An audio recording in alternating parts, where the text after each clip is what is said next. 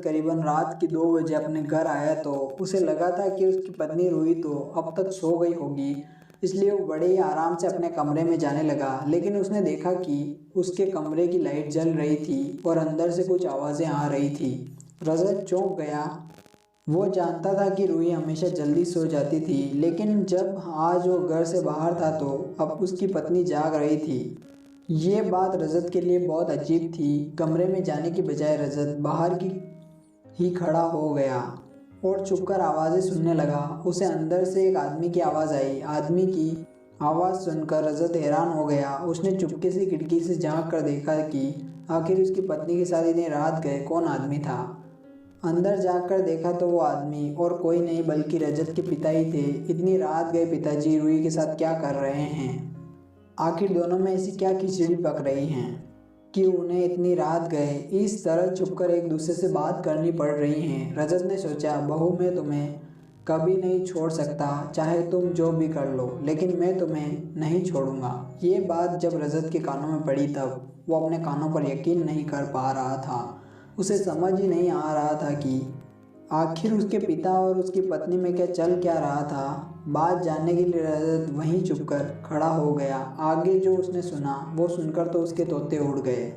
उसने कभी सपने में भी नहीं सोचा था कि उसके पिता उसकी पत्नी से अपने दिल की बात कहेंगे, जो बात उन्होंने कभी उससे कभी भी नहीं कही थी।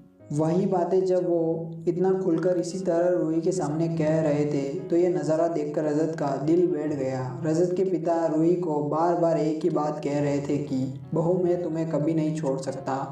तुम्हारी सांस अगर तुमसे अलग होना चाहती हैं तो वो हो जाए, लेकिन मैं तुम्हारे साथ ही रहूँगा। रजत और उसकी माँ में पहले बहुत प्यार था, लेकिन ना जाने अब किसकी बुरी नज़र लग गई थी कि दोनों हर वक्त एक दूसरे से खींचे खींचे ही रहते थे। अब तो बात यहाँ तक आ गई कि तुमने और रजत ने हमसे अलग होने का फैसला ले लिया है। बहू तुम मेरे लिए मेरी बेटी बराबर हो। तुमने हमेशा हम दोनों की इतनी सेवा की है, लेकिन ना जाने तुम्हारी सास को तुमसे क्या शिकायत है। वो खुद भी अंदर ही अंदर तुम्हारे अलग होने से बहुत दुखी होगी, लेकिन फिर भी वो अपने अहंकार को नहीं छोड़ सकती। लेकिन मैं तो तुम्हें साफ कह रहा हूँ कि मैं तुम्हें नहीं छोड़ सकता।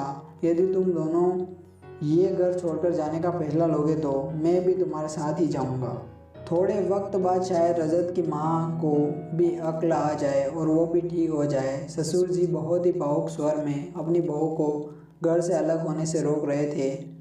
पापा जी, आपसे अलग तो मैं होना नहीं चाहती, क्योंकि आपके अंदर मैंने अपने पिता को देखा है, लेकिन मुझे नहीं लगता कि सासू माँ कभी दिल से मुझे अपनाएगी। और आए दिन के झगड़ों से रजत की तरह मैं भी तंग आ चुकी हूँ। अब हम यहाँ नहीं रह पाएंगे।